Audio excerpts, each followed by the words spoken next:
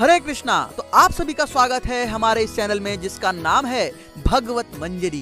तो हम सब जानते हैं स्वर्ग, नरक और मोक्ष के बारे में। तो जैसा कि हम सब जानते हैं कि हमारे जीवन में हम जो कोई भी कर्म करते हैं वह दो भागों में ही विभक्त हो जाता है। एक है पाप कर्म और दूसरा है पुण्य कर्म। अगर मान लीजिए हम किसी गरीब को भोजन करा देते हैं या किसी निवस्त्र को वस्त्र दे देते हैं तो इससे क्या होता है, हम सब जानते हैं कि इससे पुण्य जमा होता है।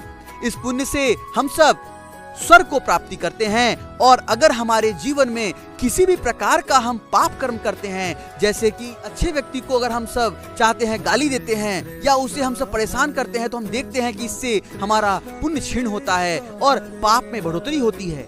और जब हमारा पाप का घड़ा भर जाता है तो हमें नरक का सामना करना पड़ता है।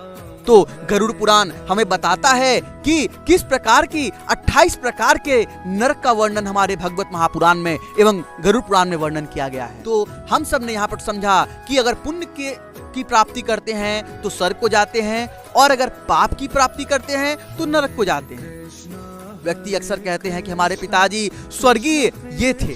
तो ये स्वर्गीय मतलब क्या है? ये स्वर्गीय मतलब हम सब गर्वान्वित महसूस करते हैं कि हमारे पिताजी स्वर्ग में चले गए हैं। लेकिन बताते हुए बहुत ही बेहद मुझे दुख हो रहा है कि स्वर्ग जाने के बावजूद भी जैसे जैसे आपका पुण्य क्षीण होगा, आप वहां पर जाकर के भोग करेंगे और जैसे जैसे आपका पुण्य क्षीण होगा वैसे वैसे आप इस धरातल की तरफ आगे बढ़ते जाएंगे। तो एक एग्जाम्पल के माध्यम से हम सब स्वर्ग लोक को समझते हैं। अगर मान लीजिए आपके मोबाइल में 10 रुपए का मैंने टॉपअप भराया और मैं उस मोबाइल से बात करना चालू किया, तो मैं बहुत से बहुत 10 या 15 मिनट तक उस फोन से बात कर पाऊंगा। और जैसे ही मेरा बैलेंस खत्म होता है वैसे ही मैं बात करना बंद कर दूंगा।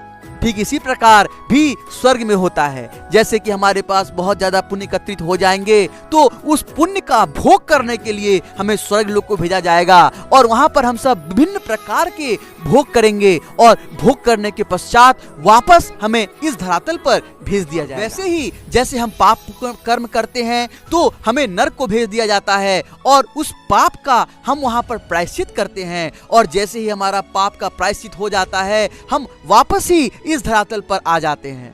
तो यहाँ पर हमने इस एग्जाम्पल से यह समझा कि स्वर्ग, नरक और क्या है। और जैसा कि आप जानते हैं कि 84 लाख योनियों को भ्रमण करने के बाद एक बार यह मनुष्य का जीवन प्राप्त होता है, यानी उस 84 लाख योनि को आपको फिर से धारण करना पड़ेगा, तब जाकर के यह मनुष्य का जीवन आपको मिलेगा। तो अब जानते हैं कि यह मोक्ष का द्वार होता क्या है। यह मोक्ष का जो द्वार है, यह मोक्ष दो धाम है, यह बैकुंठ धाम कहलाता है, जो भगवान विष्णु जिनके मालिक हैं। अगर हम भगवान विष्णु की तपस्या करें, भगवान विष्णु की भक्ति करें तो यह हमें मोक्ष प्राप्त हो सकता है। अतः हमने इस वीडियोस के माध्यम से समझा कि स्वर्ग में, नरक में और मोक्ष में क्या अंतर है।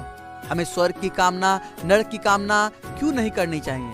और मोक्ष के ऊपर भी एक तत्व है जिसके विषय में हम सब निश्चित रूप से चर्चा करेंगे अगले वीडियो में। आज के लिए इतना ही। बहुत बहुत धन्यवाद। हरे कृष्णा।